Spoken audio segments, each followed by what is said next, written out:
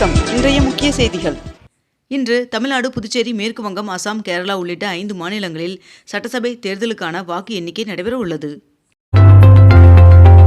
5 மாநில தேர்தல் முடிவுகளை உடனுக்குடன் அறிந்து கொள்ள மேற்கண்ட இந்த இணையதள முகவரி வெளியிடப்பட்டுள்ளது. தமிழகத்தில் இன்று 234 தொகுதிகளில் வாக்கு எண்ணிக்கை நடைபெற உள்ளது. இதனை அடுத்து வாக்கு எண்ணும் மையங்களில் 1 லட்சம் போலீசார் பாதுகாப்பு பணியில் ஈடுபடுத்தப்பட்டுள்ளனர். ரயில்கள் தயாரிப்பில் 100வது வந்தே பாரத் ரயிலை தயாரித்து ரயில்வே துறை புதிய மைல்கல்லை எட்டியுள்ளது. தமிழகத்தில் இன்று நீலகிரி, கோவை, திருப்பூர், தேனி, திண்டுக்கல், ஈரோடு, சேலம், நாமக்கல், திருச்சி, அரியலூர், பெரம்பலூர், திருவண்ணாமலை, கரூர் மற்றும் கள்ளக்குறிச்சி ஆகிய மாவட்டங்களில் ஒரு சில இடங்களில் கனமழை பெய்ய வாய்ப்புள்ளதாக வானிலை மையம் தகவல் தெரிவித்துள்ளது. ஜெர்மனியிலிருந்து 5000 வீரர்களை திரும்பப் பெற அமெரிக்க அதிபர் டிரம்ப் அவர்கள் முடிவு செய்துள்ளதாக தகவல் வெளியாகியுள்ளது. டெஸ்லா நிறுவனம் ஸ்பேஸ் எக்ஸ் மற்றும் XAI மூலம் கிட்டத்தட்ட 5400 கோடி ரூபாய் வருவாய் ஈட்டியதாக தகவல் வெளியாகியுள்ளது. தமிழகத்தில் இன்று அக்னி நட்சத்திரம் தொடங்கி வருகின்ற மே 28ஆம் தேதி வரை நீடிக்கும் என்று தெரிவிக்கப்பட்டுள்ளது. தமிழ்நாடு முழுவதும் இன்ஜினியரிங் மாணவர்கள் சேர்க்கைக்கான விண்ணப்ப பதிவு தொடங்கியது. டெல்லியில் நிலவும் கடுமையான வெப்ப அலையை கருத்தில் கொண்டு அரசு மற்றும் தனியார் ஊழியர்களுக்கு மதியம் 1 மணி முதல் 4 மணி வரை கட்டாய ஓய்வு வழங்க வேண்டுமென முதலமைச்சர் ரேகா குப்தா அவர்கள் உத்தரவிட்டுள்ளார். தமிழகத்தில் மே 9ஆம் தேதி வரை கனமழை பெய்ய வாய்ப்புள்ளதாக சென்னை வானிலை ஆய்வு மையம் தகவல் தெரிவித்துள்ளது. மேற்கு வங்கத்தில் இன்று வாக்கு எண்ணிக்கை நடைபெற உள்ள நிலையில் கொல்கத்தாவில் இன்று முதல் 60 நாட்களுக்கு 144 தடை உத்தரவு பிறப்பிக்கப்பட்டுள்ளது. மேற்கு வங்க மாநிலத்தில் உள்ள பால்டா பேரவை தொகுதியில் வருகின்ற 21ஆம் தேதி மறு தேர்தல் நடைபெறும் என்று இந்திய தேர்தல் ஆணையம் அறிவித்துள்ளது. நாடு முழுவதும் 2026-27ஆம் ஆண்டிற்கான இளநிலை மருத்துவ படிப்பிற்கான நீட் நுழைவுத் தேர்வு நடைபெற்றது. நாளை வாக்குப்பதிவு நடைபெற உள்ள நிலையில் வாக்கு எண்ணும் மையங்களுக்கு 24 மணி நேரமும் மின்சாரம் வழங்கப்படும் என்று மின்வாரிய தலைவர் ராதாகிருஷ்ணன் அவர்கள் தகவல் தெரிவித்துள்ளார். அங்கீகரிக்கப்படாத ORSLஐ விற்பனை செய்தால் கடும் நடவடிக்கை எடுக்கப்படும் என்று தெரிவிக்கப்பட்டுள்ளது. வணிக சிலிண்டரின் விலை உயர்வால் வருகின்ற 5ஆம் தேதி முதல் சென்னையில் ஹோட்டல்கள் மற்றும் PG வாடகை அதிகரிக்கப்பட்டுள்ளதாக தெரிவிக்கப்பட்டுள்ளது. தமிழ்நாட்டில் கோடைகால பருவமழை இதுவரை இயல்பை விட 33% குறைவாக பெய்துள்ளது என்று வானிலை ஆய்வு மையம் தகவல் தெரிவித்துள்ளது. கள்ளக்குறிச்சியில் கடும் வெப்ப அலையால் ஹீட் ஸ்ட்ரோக் பாதிப்பு ஏற்படுவோருக்கு சிகிச்சை அளிக்க அரசு மருத்துவக் கல்லூரி மருத்துவமனையில் சிறப்பு வார்டு அமைக்கப்பட்டுள்ளது. அமெரிக்காவுடனான போர் மீண்டும் தொடங்க வாய்ப்புள்ளதாக ஈரான் ராணுவ அதிகாரிகள் தகவல் தெரிவித்துள்ளனர். அமெரிக்க வரி விதிப்பு ஈரான் இஸ்ரேல் போர் நடந்தபோதும் இந்தியாவில் இருந்து கடந்த ஆண்டில் வெளிநாடுகளுக்கு 1,74,000 டன் மஞ்சள் ஏற்றுமதி செய்யப்பட்டுள்ளது. இது கடந்த ஆண்டை விட 5% அதிகரித்துள்ளதாக தெரிவிக்கப்பட்டுள்ளது. தமிழ்நாடு வணிகர் சங்கங்களின் பேரமைப்பின் சார்பில் திருவாரூரில் வருகின்ற 5ஆம் தேதி வணிகர் தின மாநாடு நடைபெற உள்ளது. தமிழகத்தில் அரசு கலை மற்றும் அறிவியல் கல்லூரிகளில் பணியாற்றி வரும் கௌரவ விரிவுரையாளர்களுக்கு ஏப்ரல் மாத தொகுப்பூதியம் வழங்க 18 கோடி ரூபாய் ஒதுக்கீடு செய்யப்பட்டுள்ளதாக தமிழக அரசு தெரிவித்துள்ளது.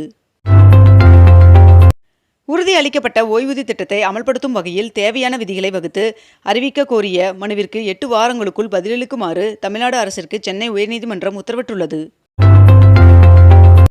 சென்னையில் ராணிமேரி கல்லூரி, லயோலா கல்லூரி மற்றும் அண்ணா பல்கலைக்கழகம் ஆகிய 3 வாக்கு எண்ணிக்கை மையங்களில் 4 அடுக்கு பாதுகாப்பு வழங்கப்பட்டுள்ளது. மூணாறில் உள்ள இரவுகுளம் தேசிய பூங்காவில் நடந்த கணக்கெடுப்பில் புதிதாக 100 வரையாடுகள் பிறந்துள்ளதாக தெரிவிக்கப்பட்டுள்ளது. 2026ஆம் ஆண்டிற்கான மகளிர் T20 உலகக்கோப்பைக்கான இந்திய அணி அறிவிக்கப்பட்டுள்ளது. சென்னையில் கடந்த ஏப்ரல் மாதத்தில் மட்டும் 90,18,000 பயணிகள் சென்னை மெட்ரோ ரயிலில் பயணம் செய்துள்ளனர் என்று தெரிவிக்கப்பட்டுள்ளது. வாக்கு எண்ணிக்கை வருகின்ற திங்கட்கிழமை நடைபெறுவதை முன்னிட்டு தமிழகம் முழுவதும் பாதுகாப்பு பணி தீவிரப்படுத்தப்பட்டுள்ளது.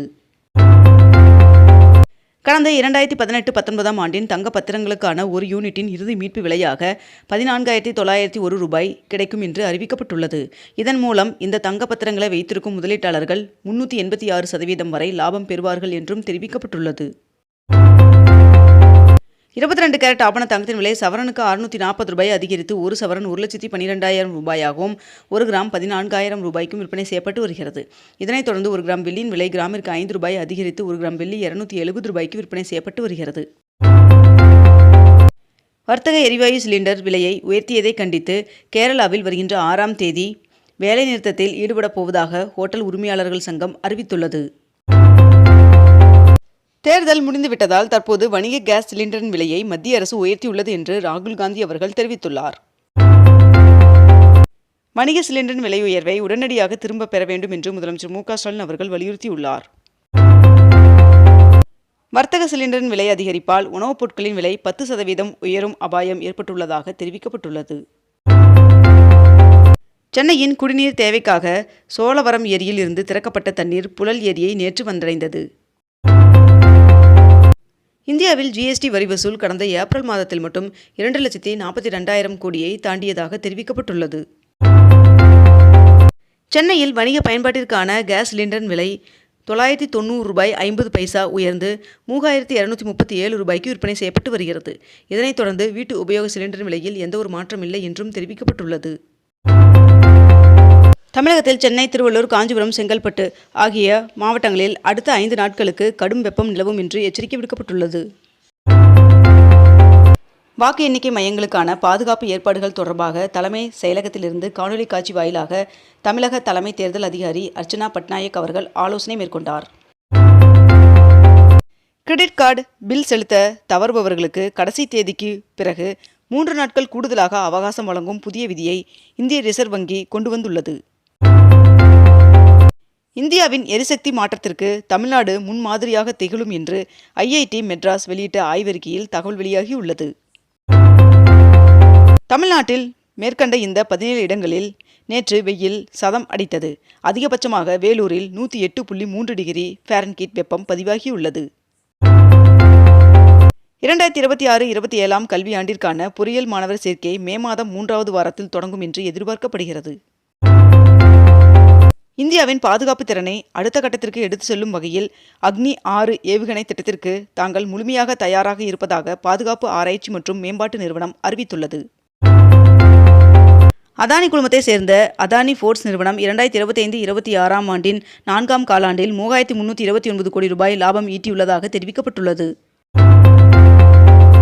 தமிழகத்தில் வெயிலின் தாக்கம் அதிகரித்ததன் காரணமாக தற்போது வரை தமிழகத்தில் சுமார் 1,351 ஏரிகள் முற்றிலும் வறண்டுள்ளது என்று தெரிவிக்கப்பட்டுள்ளது. 2025-26 4ஆம் காலாண்டில் இந்தியன் வங்கி 3,103 கோடி ரூபாய் நிகர லாபம் ஈட்டியுள்ளதாக அறிவித்துள்ளது. இத்துடன் இன்றைய தலைப்புச் செய்திகள் நிறைவடைகின்றன. மேலும் இதுபோன்ற அண்மை தகவல்களை உடனுக்குடன் தெரிந்து கொள்ள அக்னிபூ சேனலை சப்ஸ்கிரைப் செய்து கொண்டு தொடர்ந்து இணைந்திருங்கள். நன்றி, வணக்கம்.